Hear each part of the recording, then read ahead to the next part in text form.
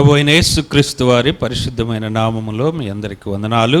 దేవుని యొక్క మహాకృపను బట్టి 2024 సంవత్సరంలోని నేడు మన కొరకై యెరూషలేములో జయోత్సాహముతో ఊరేగినటువంటి ప్రభువారిని జ్ఞాపకము చేసుకొని మనము కూడా మరలా అట్టి ఈ పామ్ సండే లేక మట్టల ఆదివారం స్తుతించటానికి దేవుడు మనందరినీ సజీవులుగా ఉంచి నేడు దినము ఆరాధన కొరకై తీసుకొని వచ్చారు. దానిని బట్టి దేవునికి వందనాలు చెల్లిస్తూ ఉన్నాం. మనము వాక్య భాగంలోనికి వెళదాం. మార్కు సువార్త 11వ అధ్యాయము మొదటి 10 వచనాలు మనం మార్చి చదువుకుందాం. మార్కు సువార్త 11వ అధ్యాయము మొదటి 10 వచనములు మార్చి చదువుకుంటాం. వారు యెరూషలేమునకు సమీపించి వలివల కొండ దగ్గరనున్న బెత్పగే బేతనియా అను గ్రామమునకు వచ్చినప్పుడు ఆయన తన శిష్యులలో 2 చూసి,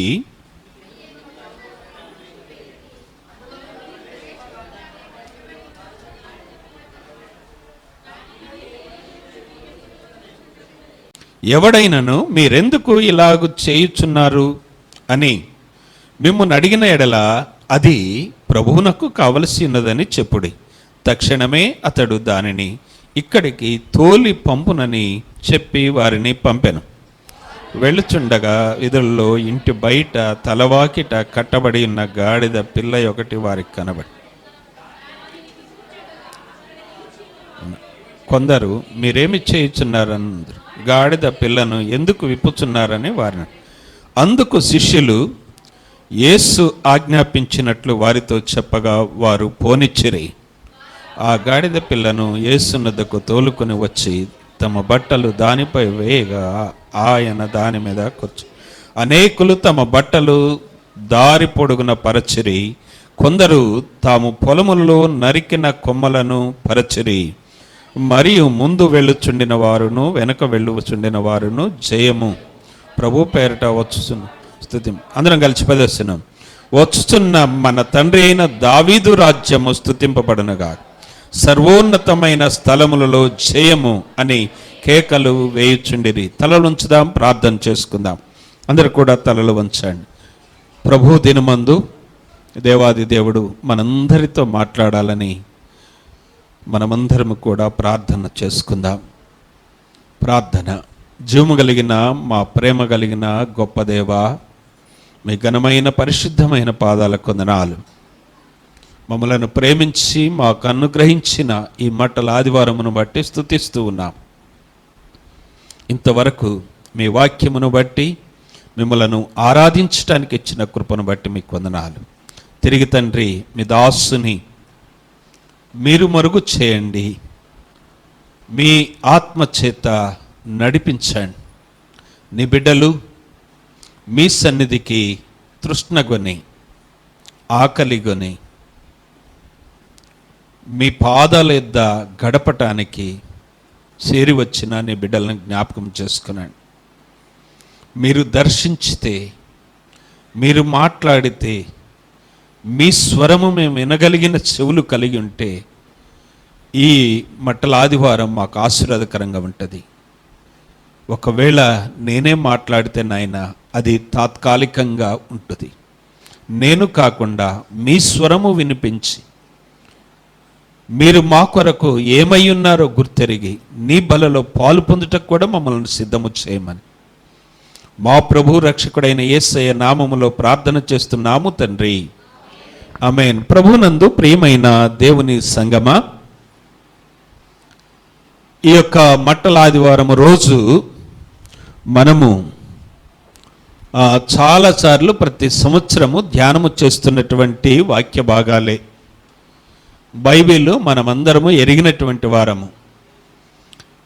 ఈ పామ్ సండే రోజు మరికొన్ని ఆత్మీయమైన సత్యాలు పరిశుద్ధాత్మదేవుడు మన కొరకు బయలుపరచటానికి ప్రభువారు ఇష్టపడతా ఉన్నారు. ఈ సమయములో ఈ లేఖన భాగము నుండి మనము జ్ఞాపకము చేసుకుంటే ఈ మట్టల ఆదివారం గురించి 4 సువార్తికులు రాశారు. మత్తయి రాశాడు 21వ అధ్యాయంలోని, మనం చదువుకున్న మార్కు స్వార్తలో చూసాం, లూకా స్వార్తలో కూడా మనకు 19వ అధ్యాయంలో చూస్తాం, యోహాను స్వార్త 12వ అధ్యాయంలో చూస్తాం. ఈ రీతిగా 4 స్వార్థికులు అద్భుతంగా యేసు ప్రభువారిని రాజుగా, ఆయన్ని జయోత్సాహముతో, ఆనందముతో, సంతోషముతో కేకలు వేస్తూ తమ వస్త్రాలను మరి పరచి ఆయన్ని ఆరాధిస్తూ వచ్చారు. ఈ యొక్క సందర్భం మనము జ్ఞాపకం చేసుకుంటే ఇది పస్కా పండగకు ముందుగా జరుగుతున్నటువంటి గొప్ప జయోత్సవమైన ఉత్సవ ధ్వనులతో కూడినటువంటి ఈ యొక్క ఊరేగింపు.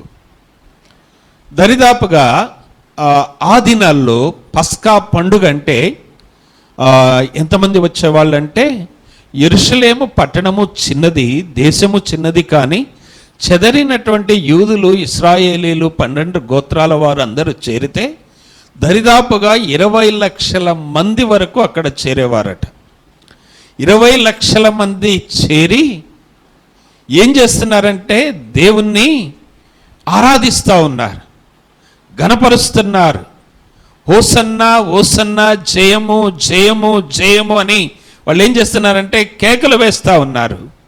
ఈ రీతిగా కేకలు వేస్తే, యెరూషలేమంతా ధ్వనిస్తే అక్కడ చూడటానికి అసూయపడేవారు, విమర్శించేవారు, తట్టుకోలేనటువంటి వారు వాళ్ళు ఏం చేశారంటే యేసయ్య దగ్గరికి వచ్చి, వీళ్ళు హోసన్నా హోసన్నా జయమని కేకలు వేస్తున్నారు, వారిని ఆపుచేయి అన్నారు యేసయ్యను. యేసయ్య ఏమన్నాడంటే, నేను వారిని ఆపు చేస్తే ఈ రాళ్ళు ఏం చేస్తాయట, హోసన్నా జయమని కేకలు వేస్తాయట. హల్లెలూయా. ఇప్పుడు మనము రాళ్లలాగా ఉందాం. ఏ రాళ్ళు చెప్పండి? హోసన్నా జయము అనే చెప్పే రాళ్లలాగా ఉండాలి, రెడీగా. అర్థమవుతుందా? కనుక చాలా జాగ్రత్తగా దేవుని యొక్క వాక్యాన్ని మనము ధ్యానం చేసుకుందాం.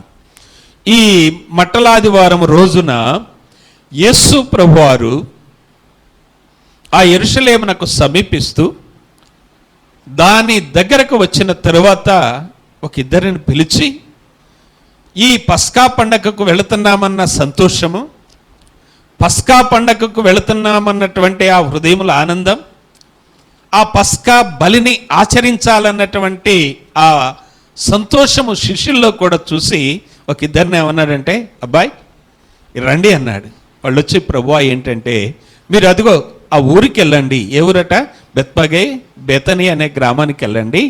వెళితే ఏం జరుగుద్దట అక్కడ చూద్దాం. చూడండి, మనం చదువుకున్న వాక్య భాగంలో, వారు యెరూషలేమునకు సమీపించి ఒలివల కొండ దగ్గర ఉన్న బెత్పగే బేతనియాను గ్రామములకు వచ్చినప్పుడు ఆయన తన శిష్యులలో ఇద్దరిని చూసి, మీ ఎదుటనున్న గ్రామమునకు వెళ్ళుడి, అందులో మీరు ప్రవేశింపగానే కట్టబడి ఉన్న ఒక గాడిద పిల్ల కనబడును, దానిని మీద ఏ మనుష్యుడును ఎప్పుడునూ కూర్చుండలేదు, దానిని విప్పి తోలుకొని రండి.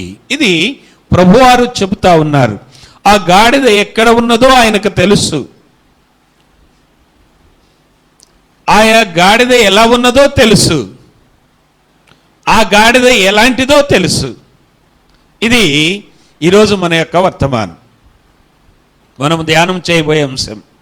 గాడిద ఎక్కడున్నదంటే ఇంటి బయట ఉన్నది. గమనించండి, గాడిద ఎక్కడున్నది? ఇంటి బయట ఉన్నది. 2 దారుల మధ్యలో ఉన్నది, ఎటైనా వెళ్ళటానికి. ఇంకొకటి ఉన్నదంటే అక్కడ చూస్తే చూడండి, 4వ వచనం, వారు వెళ్ళగానే వీధిలో ఇంటి బయట తలవాకిట ఏమున్నదట చెప్పండి? కట్టబడి ఉన్నది. ఇంటి బయట ఉన్నది, తలవాకిట ఉన్నది, కట్టబడి ఉన్నది. ఈ రీతిగా మనం చూస్తే ఈ గాడిద యొక్క పరిస్థితిని మనము అర్థం చేసుకోవాలి. కానీ యేసయ్య ఏమంటున్నాడంటే, దానిని విప్పి తోలుకొని రండి అంటున్నాడు. నేను చాలాసార్లు మీకు జ్ఞాపకం చేశాను. 116వ కీర్తన 16వ వచనంలో ఏముందంటే, ఆయన నా కట్లు విప్పి ఉన్నాడు. ఇక్కడ గాడిదకు కూడా ఏమున్నదట చెప్పండి? కట్టబడి ఉన్నది. మీరు ఏమనుకోను అంటే ఒక మాట చెప్పాలనే ఆశ, ఇక్కడ చేరిన వారిలో కానీ తర్వాత ఎప్పుడైనా వాక్యం వినేవారిలో కానీ యూట్యూబ్లో ప్రతి ఒక్కరూ కొన్ని కట్టుబాట్లకి కట్టబడి ఉన్నారు. అవునా కాదా చెప్పండి? అవును కదా. దేనికి ఎక్కువ కట్టబడ్డారో తెలుసా అండి? మా ఏంటిదట? కమ్యూనిటీ. దాన్ని ఏమనాలి చెప్పండి? మా కులం, మా కట్టుబాటు, మా పితరులు. ఇది నీకు ఉంటే, మనకి ఉంటే, మా కులము అనేది ఉంటే ఈ బలలో పాలు పొందితే ఆశీర్వాదము ఉండనే ఉండదు. నీవు ఒకవేళ బలలో పాలు పొంది కూడా మేము పలానా అంటే అది నీకు నాకు మనెవరికి దీవెన కాదు. ఆ కులము అనేటువంటి కట్టుబాట్లు, పెద్దలు అనే కట్టుబాట్లు పిల్లలకి ఏం గుర్తొస్తుందంటే, చిన్నప్పుడు తల్లిదండ్రులు ఏది చెప్పితే అదే గుర్తొస్తుంది. అక్కడ దాకిందికి నాకు కూడా ఎప్పుడన్నా కటింగ్ చేయించుకోవాలంటే మా అమ్మ గుర్తొస్తుంది, మా నాన్న గుర్తొస్తుంది. మా అమ్మ నన్ను ఏమనేదంటే, కటింగ్ చేయించుకోవాలా అంటే, వద్దురా, నువ్వెవరివి? పెద్దోడివి. ఇలా ఏం వారం? పెద్దవారం. వారాల్లో ఈ వారం పెద్దవారం గురువారం వద్దురా, నువ్వు ఇంటికి పెద్ద కొడుకు అనేది. అంటే ఇప్పటికే కటింగ్ బాబాయిలకి చిన్నప్పుడు మా అమ్మ నా మైండ్లో వేసిన చెత్త పోలే. చాలామంది పరిస్థితి ఇదే రీతిగా ఉంటుంది. ఉగ్గుపాలతో పెడతా ఉంటారు, చాలా కట్టుబాట్లు. ప్రభు బల్ల, ఆరాధన, సంఘం, సహవాసం అన్నీ ఉంటాయి. వాళ్ళు ఎవరట? ఈ కట్టుబాట్లు. దావీదు అంటాడు, ప్రభువా నాకు అవి లేవు, నీవు నా కట్లు విప్పి ఉన్నావు. ఇక్కడ కూడా ఏమి జ్ఞాపకం చేస్తున్నాడంటే, ఈ గాడిదన గురించి మనం కొన్ని విషయాలు జ్ఞాపకం చేసుకోవాలి. ప్రభు విప్పక ముందు, ప్రభు దగ్గరికి రాకముందు ఈ గాడిద ఎలాంటిదంటే, నిర్గమాకాండం 13వ అధ్యాయం 13వ వచనంలో చూస్తే, గాడిదకు దేవుని సన్నిధికి రావటానికి కానీ, దేవుని సన్నిధికి జ్యేష్ఠమైనది ఇవ్వాల్సి వచ్చినా కూడా అది అర్హమైనటువంటిది కాదు, యోగ్యమైనటువంటిది కాదు. గాడిదని దైవ గ్రంథం బలికి ఇష్టపడలా. ఏమున్నదో చదవండి, 13:13, నిర్గమాకాండం 13:13. ప్రతి గాడిదకు తన తొలి పిల్లను వెల ఇచ్చి విడిపించి దానికి మారుగా బదులుగా ఏం చేయాలంటే చెప్పండి? గొర్రె పిల్లను బలిగా ఇవ్వాలి. గాడిద పరిశుద్ధమైన స్థలానికి అపవిత్రమైనటువంటిది. గాడిద దేవుని సన్నిధికి రావటానికి యోగ్యత లేదు, బలి అర్పించటానికి పనికి రాదు. రాజులు ఊరేగితే ఊరేగించవచ్చు, ధనికులు ఊరేగితే ఊరేగించవచ్చు. గాడిదల వలన గొప్ప గొప్ప వాళ్ళు కిరీటాలు ధరించి రాజ్యాలు పరిపాలన చేయొచ్చు. కానీ దైవ గ్రంథం ఏమి చెబుతున్నదంటే, గాడిద దేవుని సన్నిధికి బలికి పనికిరాదు, అపవిత్రమైనటువంటిది. ఎందుకంటే ఈ గాడిదను గురించి వ్రాస్తూ లేవికాండంలోని 11:4 ఏమున్నదంటే, నిర్గమకాండం 13:13 ప్రకారము గాడిద యొక్క స్థితి ఏంటంట? అపవిత్రమైనటువంటిది.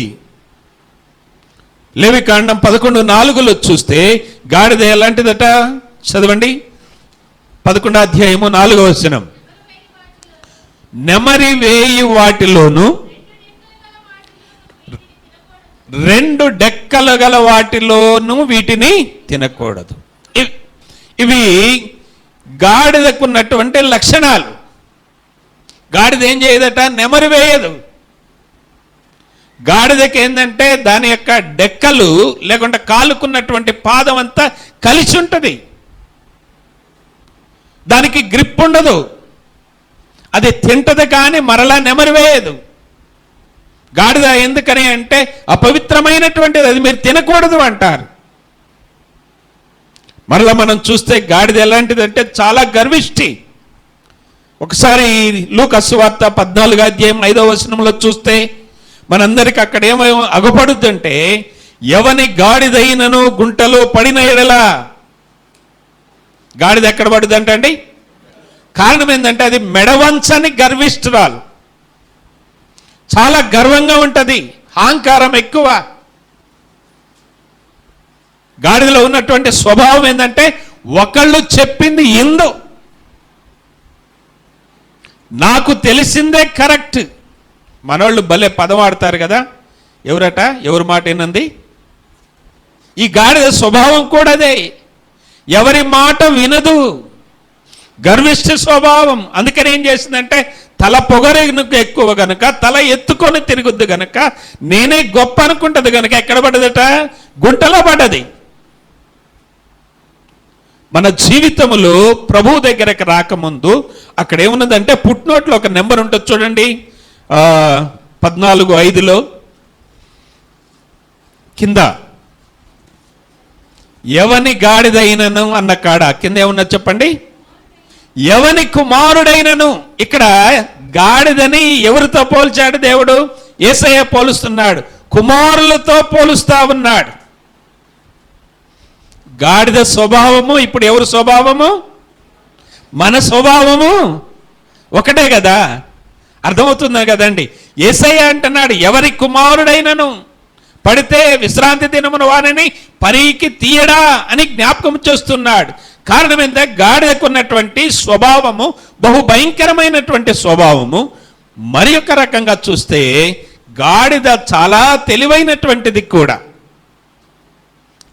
గాడిద ఎప్పుడైనా ఒకవేళ దానిని అమ్మితే తిరిగి అది ఒకవేళ 25 సంవత్సరాలైనా తన యజమానుని చూస్తే గుర్తుపట్టుద్దట. అందుకనే ప్రవక్త యెషయా 1వ అధ్యాయంలో అంటాడు, ఎద్దు తన కామందు నెరుగును, గాడిద తన సొంతవాని దొడ్డి తెలుసుకొనును. గాడిదకి ఏమంటే దానికి మెమరీ పవర్ బాగా ఎక్కువ ఉంటుంది.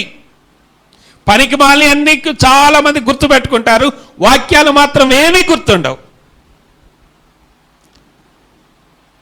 ఎవరన్నా ఎప్పుడన్నా ఒక 10 రూపాయలు తీసుకున్నప్పుడు ఇవ్వకుండా మర్చిపోయారు అనుకోండి, ఎదురు పడితే ఏముంటుంది? ఓ కదా, గుర్తుంటే ఏముండవా చెప్పండి? నిజంగా మనం ఒప్పుకోవాలంటే అవి ఎలా ఉంటాయి చెప్పండి? 100 రూపాయలు ఇవ్వాల్సి అంటే గుర్తుంటుందా ఉండదా? కానీ వాక్యాలు ఎన్ని గుర్తున్నాయి? ఇంకొక రకంగా చెప్పాలంటే మనకి ఎంతమంది వడ్డీ ఇయ్యలేదు, ఆ వడ్డీ అంతా గుర్తొస్తుంది. మా నాన్న నన్ను ఒకసారి బాకీ వసూలు చేసుకొని రమ్మన్నాడు. ఆయన చనిపోయింది, ఆయన కొడుకు చనిపోయింది, ఆయన మనవాళ్ళు చనిపోయారు, నాకు ఇంకా గుర్తే. ఆ డబ్బులు ఇంకా రాలే మాకు. ఇవి బాగా గుర్తుంటాయి, నాకు అంతే, మీకు అంతే, ఎవరికైనా అంతే. మన జీవితంలో దేవుని వాక్యాలు మనకు గుర్తుండవు. అందుకనే గాడిద ఎలాంటిది అంటే చెప్పండి? అపవిత్రమైనటువంటిది. గాడిద ఎలాంటిది? నెమరువేయనటువంటిది. గాడిద ఎలాంటిదంటే మెడవంచనటువంటి గర్విష్టం కలిగినటువంటిది. యేసయ్య ఏమంటున్నాడంటే ఒక అద్భుతమైనటువంటి మాట. ఇక పాత నిబంధనలో చాలా గాడిద యొక్క పోలికలు ఉన్నాయి.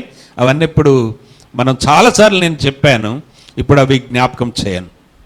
ఈరోజు ఆ గాడిదను యేసయ్య అంటున్నాడంటే నాకు కావాలి అంటున్నాడు. హల్లెలూయా. ఎలాంటి గాడిద చెప్పండి? అపవిత్రమైన గాడిద, నెమరువేయని గాడిద, తలవంచని గాడిద, ఈ గర్విష్ఠురాలైనటువంటి గాడిద ఎలాంటి మనలను యేసయ్య ఏమంటున్నాడంటే నాకు కావాలి అంటున్నాడు. యేసయ్య ఏమంటున్నాడో చూడండి అక్కడ 4వ వచనంలోని, వారు వెళ్ళగా వీధిలో ఇంటి బయట తలవాకిట కట్టబడి ఉన్న గాడిద పిల్ల ఒకటి వారికి కనబడెను. దానిని విప్పుచుండగా అక్కడ నిలిచి ఉన్న వారిలో కొందరు, మీరేమి చేయుచున్నారని గాడిద పిల్లను ఎందుకు విప్పుచున్నారని అడిగిరి. అందుకు శిష్యులు యేసు ఆజ్ఞాపించినట్టు వారితో చెప్పగా వారు పోనిచ్చిరి. అక్కడ చూద్దాం చూడండి, 3వ వచనం పై భాగంలో చూస్తే వాళ్ళు అడిగితే ఏమని చెప్పమంటున్నాడు? అది ప్రభువునకు కావలసి ఉన్నది. ఎవరు కావాలట? ప్రభువుకు కావాలి. ఏం కావాలి? గాడిద కావాలి. గాడిదను ప్రభు ఈ రీతిగా కావాలని కోరుకుంటున్నాడు ఆయన. ఎందుకంటే మనలందరినీ కూడా ఏ భేదము లేదు, అందరూ కూడా పాపం చేశారు, అందరూ కూడా అపవిత్రమైనటువంటి వాళ్ళే. నీతిమంతుడు లేడు, ఒక్కడు లేడు, అందరము కూడా నశించిపోయేటువంటి వారమే, అందరము కూడా ప్రతివాడు తోవ తప్పి తిరుగుచున్నటువంటి వారం. అయినా కూడా యేసయ్య ఏమంటాడంటే నాకు ఆ గాడిదే కావాలంటున్నాడు. కొంతమంది గాడిదకు భలే పేర్లు పెడతారు కదా, ఏం పని చేయకుండా తిరిగేవాడిని ఏమంటారు? ఏ గాడిదట?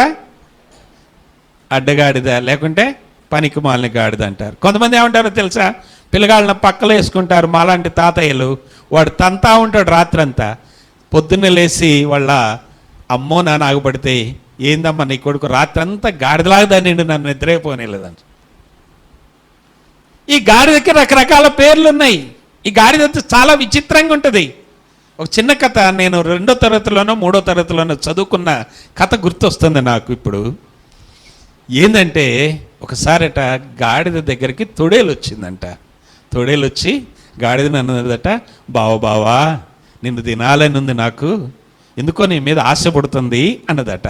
ఎవరు? తొడేలు. అప్పుడు గాడిద అన్నదంట, బావా నీకోసమే కదా మా అమ్మ నాన్న నన్ను కన్నది, నీవు మమ్మల్ని తింటే మాకు జిహాదు లాగుంటుంది, అనగా మేము పవిత్రమై మోక్షానికి వెళ్ళిపోతాం, నువ్వు తినాల్సిందే. కానీ బావా ఒక ప్రాబ్లం ఉన్నది అన్నదంట. ఏంటి బావా అన్నదంట. ఏం లేదు కదని, నేను వచ్చేటప్పుడు పెద్ద ముళ్ళు ఒకటి నా కాల్లో పడ్డది, ఆ ముళ్ళు తీసిన తర్వాత తిను అన్నదంట గాడిద.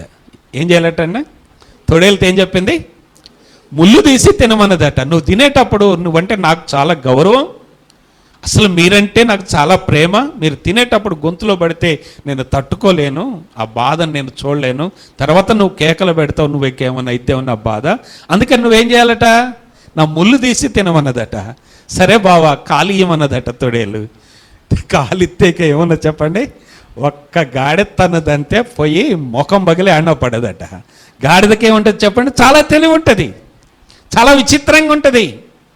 ఆ గాడిద ఇలాంటి భయంకరమైనటువంటి కుయుక్తి ఉన్నది, మంచి ఉన్నది, 2 రకాలు ఉన్నాయి. గాడిదలో 2 స్వభావాలు ఉన్నాయి. ఈరోజు ప్రభువు దగ్గరకు రాకముందు ఉన్నటువంటి గాడిదను, ప్రభువు దగ్గరకు వచ్చినటువంటి గాడిదను మనం జ్ఞాపకం చేసుకుందాం. ఈ గాడిద ఎక్కడికి వచ్చిందంటే చెప్పండి? ప్రభువు దగ్గరికి వచ్చింది. అది ఎక్కడున్నదంటే 1 వీధిలో ఉన్నది, 2 ఇంటి బయట ఉన్నది, 3 ఎక్కడున్నది చెప్పండి? తలవాకిట ఉన్నది, 4 కట్టబడి ఉన్నది. ఈ భయంకరమైనటువంటి పరిస్థితుల్లో ఉన్నటువంటి గాడిదను యేసయ్య చూస్తూ ఉన్నాడు. మనము అనేక రకాలుగా, అనేక ఇబ్బందుల్లో, అనేక కష్టాల్లో, స్వేచ్ఛ లేక, స్వతంత్రం లేక, బానిస బతుకుగా కట్టబడినటువంటి మనలను కూడా యేసయ్య చూస్తూ ఉన్నాడు. హల్లెలూయా. యేసయ్య ఏమంటున్నాడంటే నిన్ను నన్ను మనందరినీ విడిపించడానికి ఇష్టపడతా ఉన్నాడు. నీ బంధకాల్లో నుంచి విడిపించాలి, నీ కష్టము నుంచి విడిపించాలి. గాడిద యొక్క జీవితము చాలా భయంకరంగా ఉంటుంది. అది దొడ్డిలో లేదు. ఎక్కడున్నదంటండి? బయట ఉన్నది. దీనికైనా గేదెలకి కొట్టాలు ఉంటాయి కదండి, మేకలకి ఉంటాయి, పశువులన్నిటికి ఉంటాయి, కానీ గాడిదను ఏం చేస్తారు? బయట వదులుతారు. ఈ గాడిదను యేసయ్య ఉంటున్నాడంటే అంత కఠినమైన జీవితము అనుభవిస్తున్న ఈ గాడిద నాకు కావాలంటాడు యేసయ్య. నిజంగా మన ప్రభువుకి ఎంత ప్రేమో కదా. ఎవరు అంటే చెప్పండి? మనము నశించిపోతున్న మనలను ఆయన ఏమంటున్నాడు? పరలోకము, దూతలు, పరిశుద్ధులు ఏమని చేస్తున్నారు అక్కడ చెప్పండి? పరిశుద్ధుడు, పరిశుద్ధుడు, పరిశుద్ధుడని మానకుండా 24 గంటలు అదే ఆరాధన చేస్తూ ఉన్నారు. వాళ్ళను వదిలిపెట్టి ఎక్కడికి వచ్చిండో తెలుసండి? కట్టబడి ఉన్నటువంటి గాడి దగ్గరకు వచ్చారు. ఆ ఆరాధనను వదిలిపెట్టి, ఆ మహిమను వదిలిపెట్టి, ఆ తేజస్సును వదిలిపెట్టి మానవుడుగా నీ కొరకు నా కొరకు ఈ లోకములో జన్మించినటువంటి మన ప్రభు మనలను చూస్తా ఉన్నాడు. ఇప్పుడు యేసు యొద్దకు వాళ్ళని ఏం చేశారట? ఆ గాడిదను తీసుకుని వచ్చారు. 7వ వచనంలో చూడండి, వారు ఆ గాడిద పిల్లను యేసు యొద్దకు ఏం చేశారు చెప్పండి? తోలుకొని వచ్చారు. ఇప్పుడు యేసయ్య దగ్గరకు వచ్చారు. యేసయ్య దగ్గరకు తీసుకొని వచ్చిన తర్వాత ఆ గాడిదకు ఏమొస్తుందో తెలుసండి? మామూలు స్థితి లేదు. ఇప్పుడు కట్టబడినటువంటి గాడిద, వీధిలో ఉన్న గాడిద, ఇంటి బయట ఉన్న గాడిద. ఆ గాడిదను యేసయ్య దగ్గరకు తీసుకొని వస్తే ఆ గాడిద ఎలాంటి పరిస్థితిలో ఉన్నదో మనం ఒకసారి చూద్దాం. 7వ వచనంలో చూస్తే, యేసు నొద్దకు వారు దానిని తోలుకొని వచ్చారు. మనము యేసు నొద్దకు వస్తే మన విలువ ఎలా ఉంటుందో ఈ గాడిద మనకి జ్ఞాపకం చేస్తూ ఉన్నది. ఒకటి మనము జ్ఞాపకం చేసుకుంటే, గాడిద ఏ పరిస్థితిలో ఉన్నదంటే, కట్టబడినటువంటి గాడిద యేసయ్య దగ్గరకు వచ్చిన తర్వాత అద్భుతమైనటువంటి విషయాలు మనం చూస్తూ ఉంటాం. చూడండి, ఇక్కడ మనం చూస్తే ఆ కట్టబడినటువంటి గాడిద యేసయ్య దగ్గరకు తీసుకొని వచ్చిన తర్వాత వాళ్ళు ఏం చేశారట? గాడిదను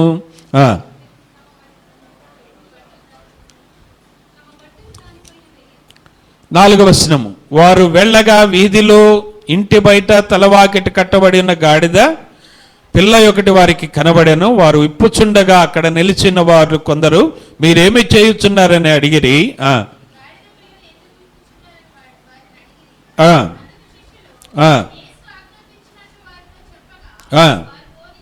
బోధించిరి.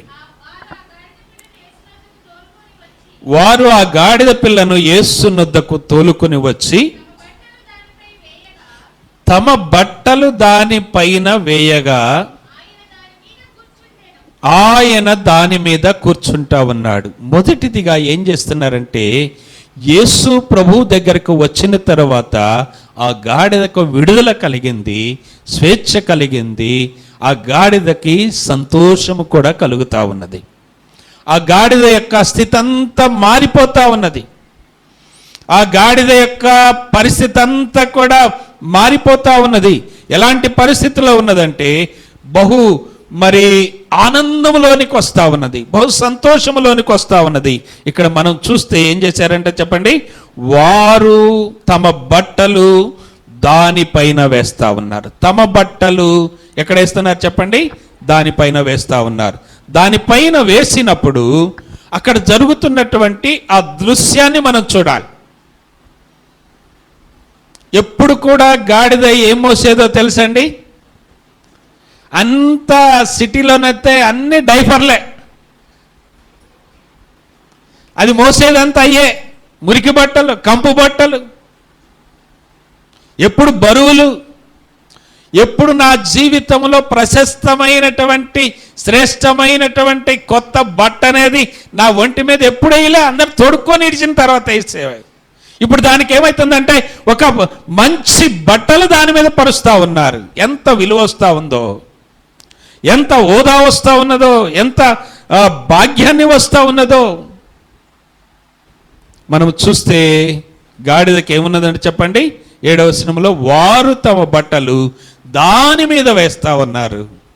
దాని మీద వేసినప్పుడు దానికి విలువ వస్తూ ఉన్నది.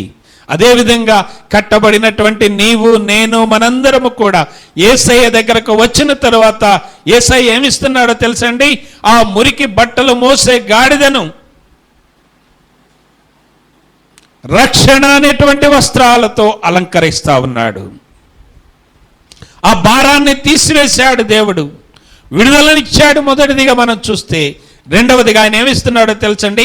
రక్షణ వస్త్రాలు ఇస్తా ఉన్నాడు, ఉల్లాస వస్త్రాలు ఇస్తాడు, నీతి వస్త్రాలు ఇస్తాడు, వివాహ వస్త్రాలు ఇస్తాడు, సంతోష వస్త్రాలు ఇస్తాడు. ఇవన్నీ ఆయన దయచేస్తూ వస్తూ ఉన్నాడు. ఎప్పుడంటే నీవు నేను కట్టబడినటువంటి ఆ కట్లు నుంచి విడిపించబడిన తర్వాత, విడుదల పొందిన తర్వాత యేసయ్య ఏమిస్తున్నాడు చెప్పండి? రక్షణ వస్త్రాలు ఇస్తా ఉన్నాడు.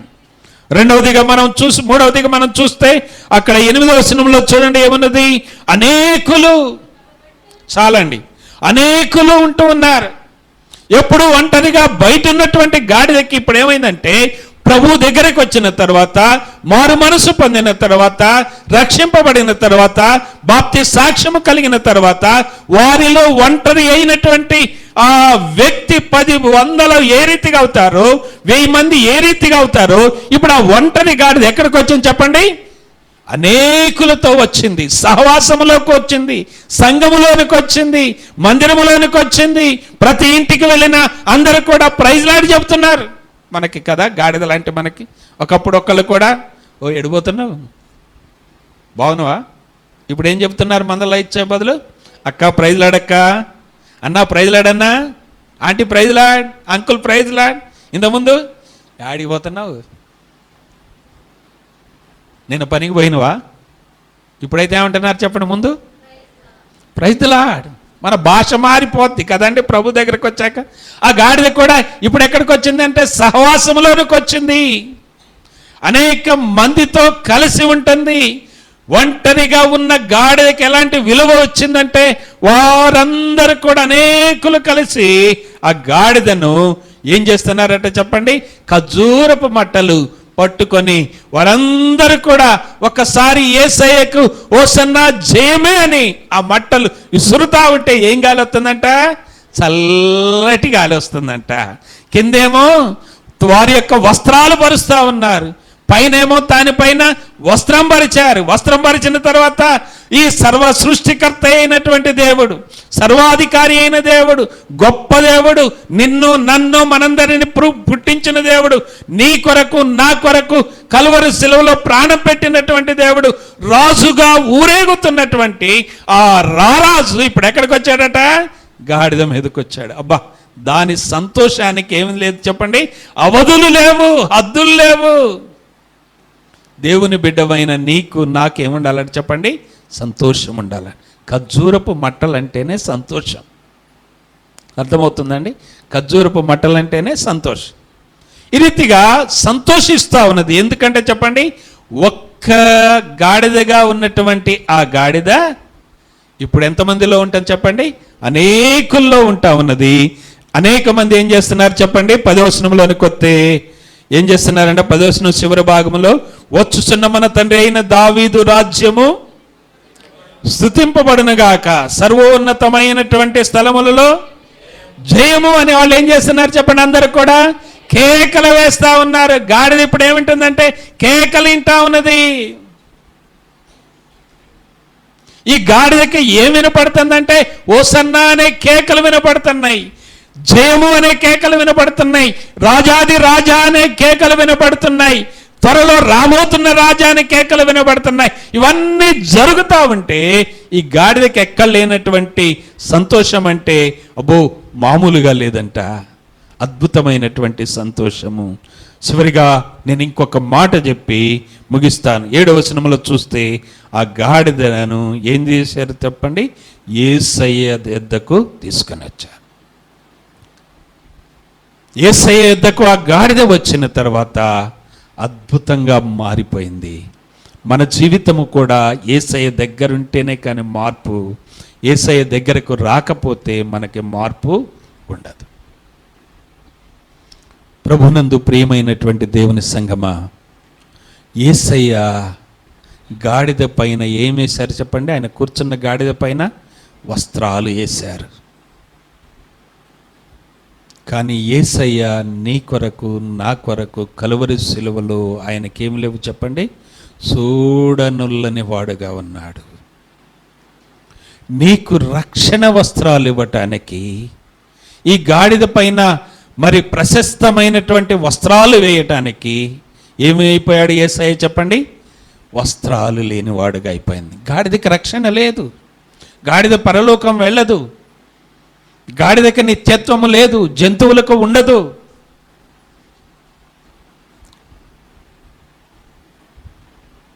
ఈ రోజుల్లో భక్తి చాలా విచిత్రం అయిపోయింది. ఆత్మీయతను కోల్పోయే భక్తి వస్తున్నది. ఆరాధనలోనే ఇప్పటికే సాతాను పనిచేస్తూ ఉన్నాడు. ఆరాధన అంతా ఏమైపోయిందో తెలుసా అండి? మల్టీ వర్షిప్ అయిపోయింది.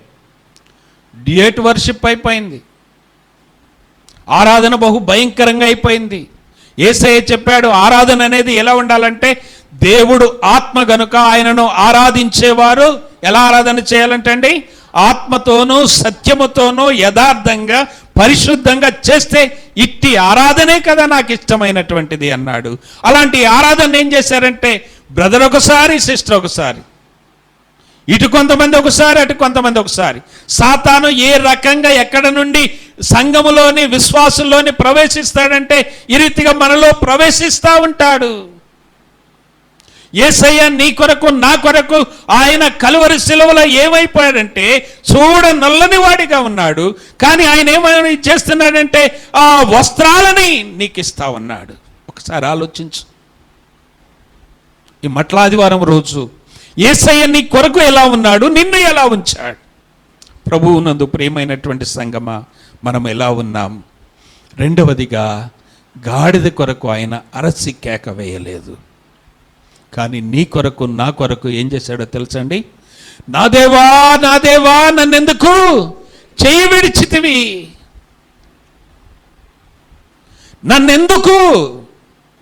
నన్నెందుకు చెయ్యి వదిలిపెట్టావంటూ ఉన్నాడు. నీ కొరకు నా కొరకు ఆయన కలువరి శిలువ యాగాన్ని జ్ఞాపకము చేసుకోనండి. ప్రభునందు ప్రియమైనటువంటి సంగమా, దేవుని బిడ్డలమైనటువంటి మనం, ప్రభువు బిడ్డలమైనటువంటి మనం, ఆ గాడిదను దేవుడు ఎంతగా ప్రేమించాడు. అపవిత్రమైనటువంటి గాడిద. యేసయ్య ఏం చేశాడో తెలుసండి? వద్దు, ఆ గాడిద ధర్మశాస్త్ర ప్రకారము అపవిత్రమే, కానీ యేసయ్య అంటున్నాడు ఆయన ఊరేగటానికి ఇప్పుడైంది అదేమైందంటే చెప్పండి, పవిత్రమైనటువంటిదిగా ఆయన కలువరి శిలువ రక్తం ద్వారా మారుస్తూ ఉన్నాడు. ఆయన దగ్గరకు వచ్చిన తర్వాత అది దానికి ఎంత విలువ వచ్చిందో మన జీవితంలో ఒకసారి జ్ఞాపకం చేసుకోవాలి. యేసయ్య అంటున్నాడు, మన పాత జీవితము నుండి నూతన జీవితములోనికి మనం మారితే ఆయన అంటున్నాడు, ఆ గాడిదవు నీవే. 22వ కీర్తన 3వ వచనములో మనం చూస్తే మనందరికీ బాగా పరిచయమైనటువంటి వాక్యము ఏంటో చెప్పండి? నీవు ఇశ్రాయేలు చేయు స్తోత్రముల మీద ఆసీనుడవై ఉన్నావు. హల్లెలూయా. 22వ కీర్తన ఏ కీర్తన? సిలువ కీర్తన. నీ జీవితములో నా జీవితములో సిలువ ఉంటే ఆ తర్వాతనే కిరీటం వస్తుంది. శ్రమలు వస్తేనే కిరీటం వస్తుంది. హింసింపబడినప్పుడే యేసయ్య అన్నాడు, నా నిమిత్తము జనులు మిమ్మల్ని నిందించి హింసించి మీ మీద అబద్ధముగా ఏం చేస్తారంటండి? చెడ్డ మాటలెల్లా పలుకునప్పుడు మీకు కిరీటం వస్తుంది అంటాడు ఆయన. గాడిదని గురించి మాట్లాడుతున్నాడు, కానీ అక్కడ గాడిద మీద యేసయ్య ఏమైపోయాడు చెప్పండి? ఆసీనుడయ్యాడు. మనము చేసే ఆరాధన మీద కూడా ఆయన ఏం కావాలంటే చెప్పండి? ఆసీనుడు. ఆరాధన అంటే ఏంటి చెప్పండి? మనమందరము కూడా ఆయనకు ఒక సింహాసనం వేయాలి, ఆయన కూర్చుండబెట్టాలి, ఆయన ఘనత పొందాలి, ఆయన హెచ్చించబడాలి, ఆయన మహోన్నతుడుగా పరిశుద్ధుడుగా మహాగణుడుగా ఆయన ఉండాలి ఆరాధనలో. ప్రభునందు ప్రియమైన సంగమా, ఒకసారి ఈరోజు మట్టల ఆదివారం రోజు మనమందరము కూడా ఏం చేయాలంటే యేసయ్యను ఎంతగా ఆరాధించాలంటే, ఈ రోజుల్లోని నాకు ఉదయం ఖమ్మం పోయినా, నేను ఖమ్మం వెళుతుంటే ఒక రిక్షాలోని ఈత మట్టలన్నీ వేసుకొని పోతున్నా, ఈత మట్టలు కోసుకొని పోతా ఉన్నారు. ఒకవేళ ఆ ఈత మట్టలు మరిన్ని 4-5 మోపులు కట్టుకొని మంచి పూలు డెకరేషన్ చేసి ఏదన్నా చర్చి ముందు మీరు పెట్టండి, ఈరోజు మీకు కావాల్సినంత లాభం వస్తుంది. క్రిస్మస్ అప్పుడు క్రిస్మస్ ట్రీలు ఏ రీతిగా వచ్చినాయో రాను రాను కూడా ఈత మట్టలకి ఖర్జూర మట్టలని ఇదే వచ్చే ఒక చెడు కాలం వస్తుంది. యేసయ్య ఊరేగారు, అది ఓకే. ఈరోజు మట్టలు పట్టుకొని ఓసన్నా జయము జయమనే వాళ్ళు, వీళ్ళందరూ కేకలు వేసిన వాళ్ళు, శుక్రవారం వచ్చేళ్ళకి ఏమంటారో తెలుసండి? సిలువ వేయండి, సిలువ వేయండి అంటారు. ఈరోజేమో జయము జయమన్నారు. ఈ రోజు నుంచి ఇదొక మరి అద్భుతమైనటువంటి వారం, ఈ వారం అంతా. ఆ తర్వాత ఈస్టర్ అయిపోయిన తర్వాత ఇవాళ కొబ్బరి మట్టలు, క్షమించండి, ఈ ఖర్జూర మట్టలు పట్టుకున్న వాళ్ళు రేపు సినిమాలలో కూడా పడతారు. అది జయమేమి రాదు. ఖర్జూర మట్టలు పట్టుకున్న వాళ్ళు మరొక రోజు బార్ షాప్ ముందు కూడా పడతారు. తెలుసా మీకు? ఒక టౌన్లోనట చర్చి వాళ్ళు చర్చి చాలక పెద్ద చర్చి కట్టుకుంటున్నారట. పెద్ద చర్చి కట్టుకున్న వాళ్ళని చర్చి కూలగొట్టారు. దగ్గరలో ఏమన్నా రెంట్కి ఏమన్నా దొరుకుతాయని ఆ ప్రాంతం అంతా తెలుసుకున్నారు. జాగ్రత్తగానే తెలుసుకుంటే ఏం జరిగిందంటే అక్కడ ఒక షాప్ ఒకటి ఖాళీగా అవ్వబడదట, పెద్దది. వాళ్ళందరూ ఖాళీ చేసిపోయారు. అక్కడ ఒక పంజరం ఉన్నదట, పంజరంలో ఒక చిలక ఉన్నదట. వింటున్నారా? పంజరంలో ఏమున్నది? చిలక ఉన్నది. ఇప్పుడు బయట ఏం చేశారంటే ఇక్కడ ఆరాధన ఏ మందిరం అయితే ఉన్నదో ఆ మందిరం ఫ్లెక్సీ కట్టేసి లోపల ఆరాధన జరుగునని. అయితే జరిగేది ఏంటంటే ఆ ఆరాధన జరగటానికి వచ్చిండ్రట. వచ్చిన తర్వాత జరుగుతున్నటువంటి విషయం ఏంటంటే ఆ మాటకి, క్షమించండి, ఆ చిలకకి మాటలొచ్చు. చిలకేమొచ్చు? మాటలొచ్చు. పంజరంలో ఉన్న చిలక అన్నదంట వీళ్ళందరూ వచ్చి పాటలు పాడి అన్నీ చేస్తూ ఉంటే అన్నీ తీసుకొని పోయారు వాళ్ళు. ఆ బార్ షాప్ వాళ్ళు ఈ చిలకను వదిలిపెడితే ఆ చిలక అన్నదట, ఓ రోజు వచ్చే కస్టమర్లేగా, కొత్త వాళ్ళు ఎవరు లేరుగా అన్నదట. బార్ షాప్లో ఏమన్నది? ఆరాధనకు వచ్చే వాళ్ళు ఎవరంటే చెప్పండి? రోజు వచ్చే కస్టమర్లేనంట. ఇవాళ ఆరాధన అంటే నేను ఎవరన్నా కొత్త వాళ్ళు వస్తారేమో, పరిశుద్ధులు వస్తారేమో అనుకున్నా, కానీ ఎవరు వచ్చారట? చిలక చెప్తుంది, నేను కాదు. ఏమంటాం చెప్పండి? రోజు వచ్చే కస్టమర్లే. మనం ఆ రీతిగా ఖర్జూర మట్టలు పట్టుకొని ఊరేగించినంత మాత్రం మనం పరిశుద్ధులం కాము. అదొక సంతోషం. ఈ ఆదివారము హైదరాబాదులో ఉంటే మేము వెళ్ళేటువంటి ఆ చర్చి వాళ్ళకి ఈ అలవాటు ఉంది, ఊరేగింపు. మా పండు చాలా ఆశతో ఉన్నాడు. ఎంత ఆశ అంటే ఈ ర్యాలీలో నేను ఎట్నైనా పాలు పొందాలని పోయిన సంవత్సరం వీడియో చూసిండు, పాలు పొందాలనుకున్నాను. మా అమ్మగారు కూడా పోయిన సంవత్సరం అక్కడనే ఉందలేండి, నేను లేనులే. వీళ్ళిద్దరు అనుకున్నారు, అమ్మమ్మ మనవడు ఏమనుకున్నారు, ఈసారి ఎట్నైనా మనం కూడా ర్యాలీలు పోవాలి. కాలములు సమయములు ఆయన స్వాధీనంలో ఉంటాయి. బెరక పాస్టర్ వాళ్ళ తమ్ముడు చనిపోవటం, మేము రావటం, అది మిస్ కావటం మా ఆవిడకి ఇప్పటికి కూడా కొంత లోపల బాధ ఉన్నది. కానీ నిన్న కూడా అంటాడు, ఈ నైట్ వెళ్ళిపోతాం మనం అంటాడు, రాత్రి కూడా. అంటే ఎందుకు చెబుతున్నాం అంటే అదొక సంతోషం, తప్పేం కాదు. అది అందరం కలిసి సువార్త చెప్పొచ్చు. సువార్త చెప్పే వారి జీవితాలు కూడా సువార్తలాగా ఉండాలి. మనము సరిగా లేకుండా సువార్త చెబితే అంటాడు యేసయ్య అన్నాడు, పందుల ముందు ముత్యాలు పోయి మాకండి అంటాడు.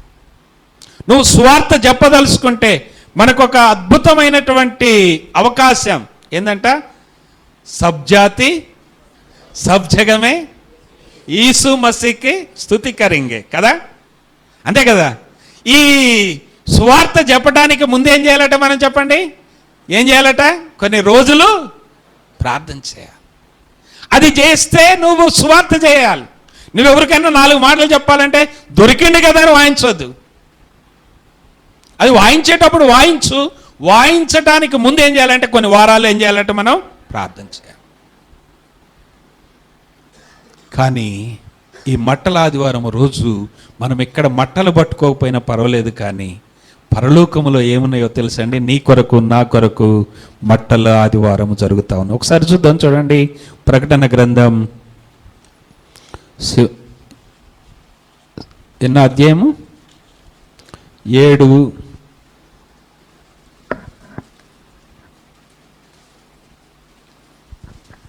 అధ్యాయము 9వ వచనం.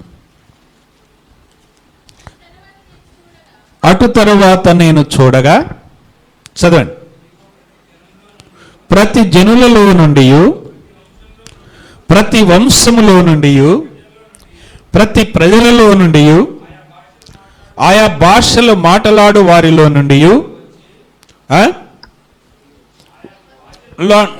ఎవడును లెక్కింపజాలని గొప్ప సమూహము కనబడెను. చూడండి, ఇక్కడ చూద్దాం. మట్ల ఆదివారం, వారు తెల్లని వస్త్రములు ధరించుకున్నవారై ఖర్జూరపు మట్టలు చేత పట్టుకొని ఏం చేస్తున్నారని చెప్పండి?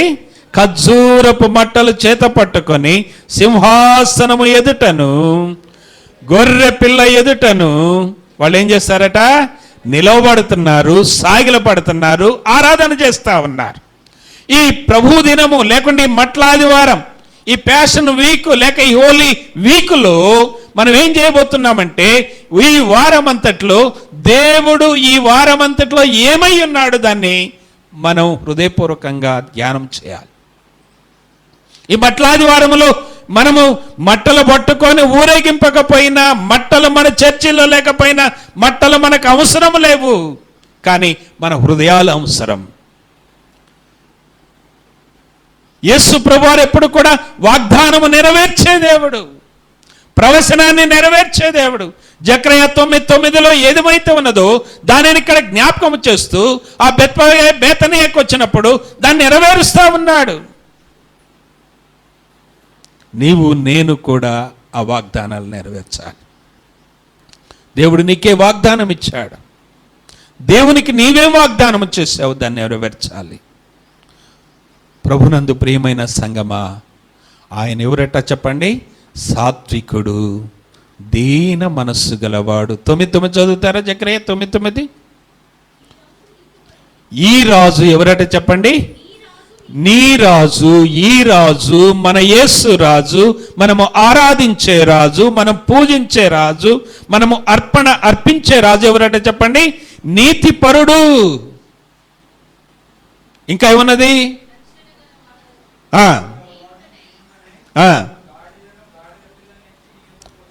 చూచారండి, ఇవన్నీ కూడా సువార్తల్లో వ్రాయబడినటువంటి మాటలే. ఈ రాజు నీతిపరుడు. ఆ రాజు రాజ్యంలో ఉన్న మనం ఎలాంటి వాళ్ళం? రాజాని భవనములో రేయి పగలు వేసి ఉందుము కదా, మనం పాడబాడాం. రోజుకి ఎన్ని గంటలు వేచి ఉన్నాం? పాట మనం ఓకే, చాలా సంతోషంగా ఉంది. ఆ పాటలో ఉన్న మాధుర్యంలో మనం ఎంత ఉన్నాం? ఆయన భవనములు ఏం చేయాలంటే చెప్పండి? రేయి పగలు వేసింది. బెర్క్మన్ గారు మంచి అద్భుతమైనటువంటి పాట అదే. ప్రభునందు ప్రియమైన సంగమా, ఈ మట్టల ఆదివారం రోజు దేవునితో నడిచే భాగ్యం, దేవుణ్ణి ఊరేగించే భాగ్యము, దేవునితో ఉండేటువంటి భాగ్యము దేవుడు నీకు నాకు ఇచ్చాడు. అంతకంటే గొప్ప ఆశీర్వాదము ఏమీ లేదు. గాడిదకు ఎంత విలువ వచ్చిందో చూసాము, గాడిదకి ఎంత ధన్యత వచ్చిందో చూసాం, గాడిద ఎంత సంతోషించిందో చూసాం, గాడిద ఎంత ఉల్లాసంగా ఉంటున్నదో చూసాం. దానికి ఏం కలిగిందో తెలుసండి? విడుదల కలిగింది.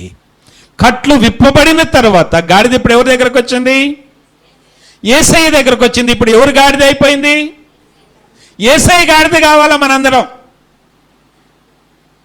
మన జీవితం ఇక యేసయ్యకి అంకితం కావాలి. క్రీస్తు స్వారూప్యము మీలో ఏర్పరచబడు వరకు. పౌలు గారు అంటాడు గలతీ పత్రికలో, నాలో ఏం కలుగుతుందంట? ప్రసవ వేదన కలుగుతా ఉన్నది. ఇప్పుడు ఈ గాడిద ఎక్కడికి వచ్చిందంటే యేసయ్య దగ్గరకు వచ్చిన తర్వాత ఆయన సొంతం అయిపోయింది. ఇక దానికి మురికితో పని లేదు, దానికి కంపుతో పని లేదు, దానికి పాతగుడ్డలతో పని లేదు, దానికి డైపర్లు మోయాల్సిన పని లేదు, దానికి ఎక్కడ కూడా అడ్డగాడిదనే పేరు పోతుంది.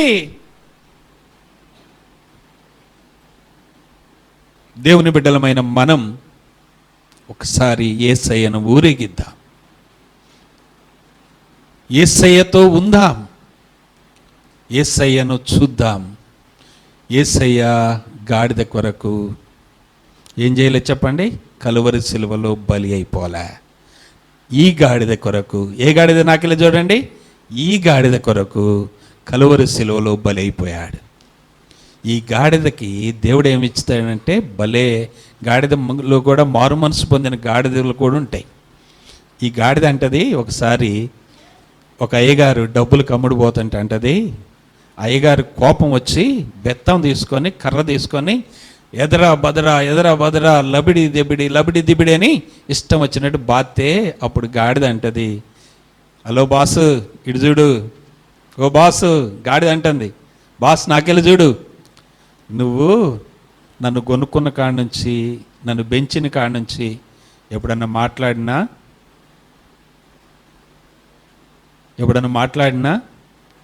ఎప్పుడు ఎదురు తిరగలేదే, నువ్వు ఎటు పొమ్మంటే అడిపోయినగా, ఇప్పుడు నేను ఎలా పోయాను? ఎదురంగా ఎవరున్నారు? ఖడ్గము దూసినటువంటి దేవుని దూత ఎదురంగా నిలబడ్డాడు. బిలాంతో అంటది గాడిద. గాడిదకు నోరిచ్చేవాడు దేవుడు. ఈ గాడిద మాట్లాడుతుంది, సామేలు అనే గాడిద, మారు మనసు పొందిన గాడిద, ప్రభు కొరకు వాడబడే గాడిద, ప్రభు కొరకు స్వరము విప్పే గాడిద మాట్లాడుతూ ఉన్నది. మనము యేసయ్య గాడిదలాగా ఉందామా, ఇంకా లోకములో ఉన్న గాడిదలాగా ఉందామా? తీర్మానం చేసుకోవాలి. ప్రభు బల్ల దగ్గరకు వచ్చినప్పుడు ఒకసారి మనం తీర్మానం చేసుకున్నాం, ఎలా ఉంటున్నాం, ఏ గాడిదలాగా ఉన్నాం. యేసయ్య ఉన్నాడు చెప్పండి, అది నాకు కావాలి. ఎవరు కావాలని చెప్పండి? అది నా. యేసయ్య నిన్ను అడుగుతున్నాడు, నీవే కావాలి, నీవే కావాలి, నీవే కావాలి, నీవు కావాలంటున్నాడు యేసయ్య. యేసయ్య దగ్గరకు వస్తే ఎంత ఆశీర్వాదం అంటే, భలే ఆశీర్వాదం ఉంటుంది. ఎంత గొప్ప ధన్యత అంటే అబ్బో ఊహించలేం. ఆ ధన్యతను, ఆ భాగ్యాన్ని, ఆ ఆశీర్వాదాన్ని, ఆ దీవెన పొందినటువంటి ఆ గాడిద ఎంత దీవించబడిందో యేసయ్య నీకు నాకు కూడా అదే వాక్యాన్ని జ్ఞాపకం చేస్తూ ఉన్నాడు. ఒకసారి చూద్దాం చూడండి.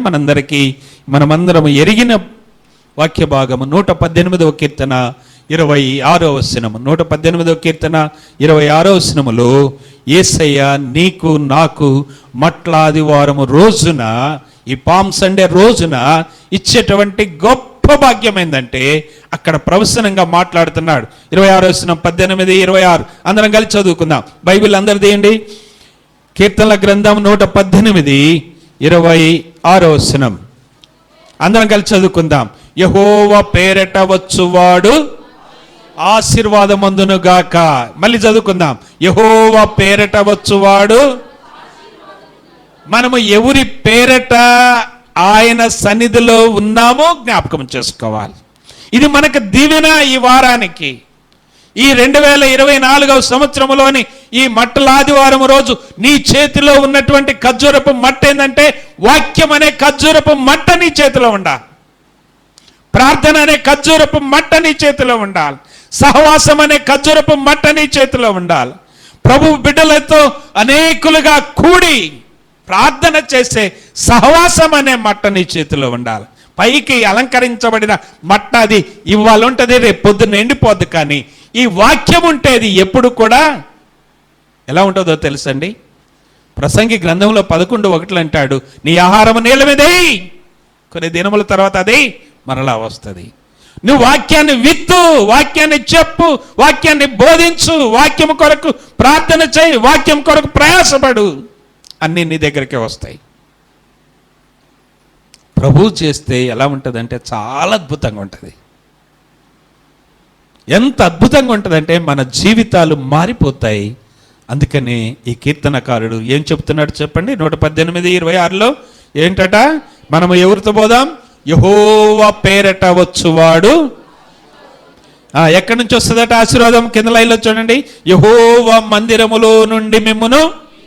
అబ్బా, ఈ మట్ల ఆదివారం రోజు దేవుడు నేను దీవిస్తా ఉన్నాడు, నీకు ఆశీర్వాదిస్తూ ఉన్నాడు, నీ బిడ్డలను ఆశీర్వదిస్తానంటున్నాడు, నీ బిడ్డలని, నీ కుటుంబాన్ని ఆయన ఏం చేస్తాడట? దీవిస్తానంటున్నాడు. ఎప్పుడట?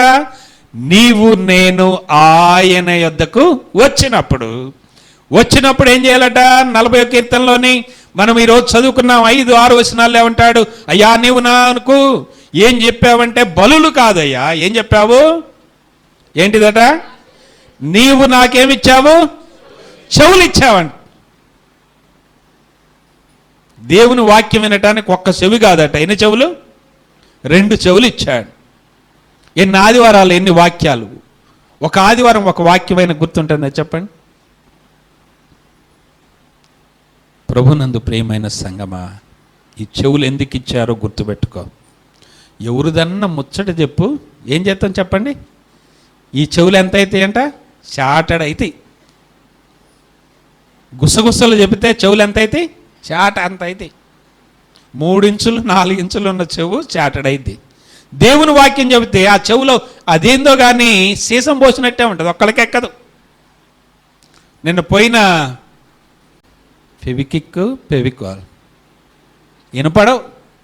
ఎన్ని వాక్యాలన్నా చెప్పని పాటించరు, ఆచరించరు, జీవితం వాక్యం ప్రకారం జీవించరు.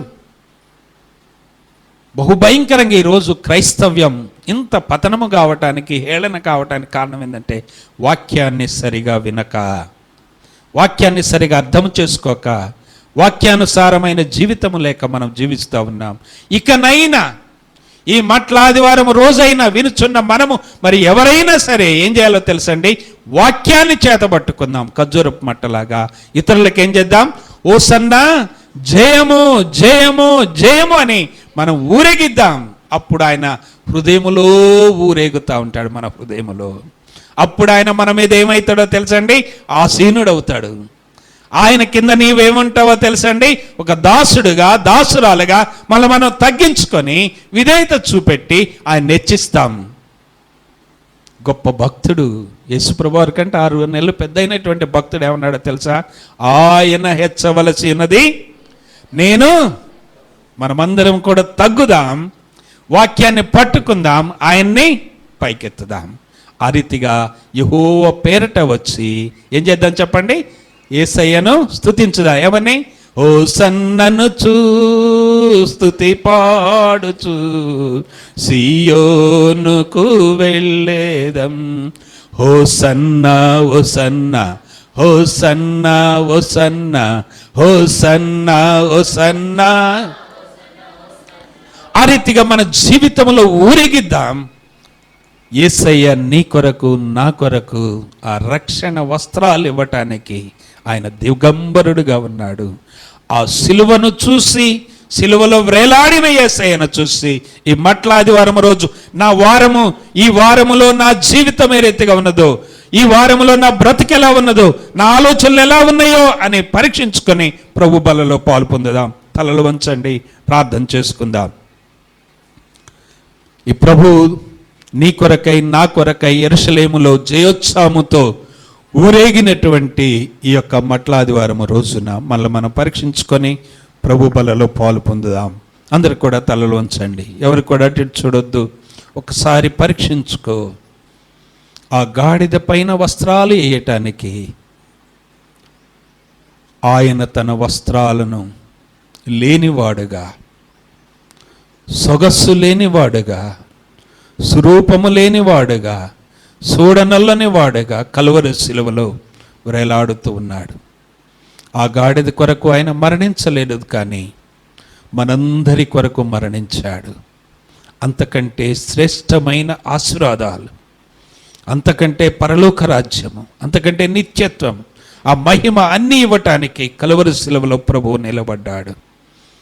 ఆయన జ్ఞాపకం చేసుకొని ప్రభు బల కొరకు సిద్ధపడి ఉండుటకు నిజముగా నాయన నా జీవితములో విడుదలనిచ్చావు, రక్షణ ఇచ్చావు, సహవాసం ఇచ్చావు, సంఘాన్ని ఇచ్చావు, అనేకులు ప్రార్థించేవారిని ఇచ్చావు. ఇట్టి ఆశీర్వాదాలు నా జీవితంలో దయచేసావని ప్రభువా మిమ్మల్ని స్తుతిస్తున్నానని ప్రార్థన చేసుకుందాం. ప్రేమ నమ్మకం కలిగిన పరలోకపు తండ్రి, మీ ఘనమైన పరిశుద్ధమైన పాదాల వందనాలు. ఈ యొక్క మట్ల ఆదివారం రోజున ప్రభువా మీరు మా కొరకై ఈ లోకములో చివరిగా యెరూషలేములో తండ్రి మీరు ఊరేగుతూ వచ్చారు. మీరు రాజుగా జయోత్సాహము చేయబడటానికి కృపనిచ్చారు. మీరు కోరుకున్నది అదే నాయన. ఆ రీతిగా నాయన ఆ రోజు అందరూ ఊరేగిస్తూ వచ్చారు. ఈ దినం మేము కూడా మా హృదయములో మిమ్మలను రాజుగా చేసుకొని, మా జీవితాలను మీకు సాక్షిగా మలుచుకొని, నీ పరిశుద్ధమైన లేఖమును భాగములను చేత పట్టుకున్నటువంటి వారమై మేము కూడా నాయన ప్రతిసారి మీకే జయము కలుగునట్లుగా, మేము ఏమి చేసినా హోసన్నా జయము కలుగునట్లుగా మా జీవితాలు ఉండటానికి మార్చండి. మేము భోజనము చేసినను పానము చేసినను మీకు మహిమకరంగా ఉండాలన్నారు. మేము మాట్లాడితే మీకు మహిమకరంగా ఉండాలి. మేము ప్రయాణం చేస్తే మీకు మహిమకరంగా ఉండాలి. మేము ఆరాధన చేస్తే మహిమకరంగా ఉండాలి. మేము ప్రార్థన చేస్తే మీకు మహిమకరంగా ఉండాలి. మేము ఏమి చేసినా కూడా నాయనా మీకు మహిమకరంగా ఉండుటకు మా జీవితంలో ఈ మట్లాది వారమును మాకు ఒక ఆశీర్వాదకరంగా దయచేసినందుకు వందనాలు. మీ పేరిట మేము వస్తూ ఉన్నాము తండ్రి, మమ్ములను ఆశీర్వదించండి. నీ మందిరములో నుండి మమ్ములను ఆశీర్వదించండి. మా జీవితము ధన్యకరంగా చేయమని ప్రభువైన యేసు క్రీస్తు నామములో ప్రార్థన చేస్తున్నాము తండ్రి. ఆమేన్.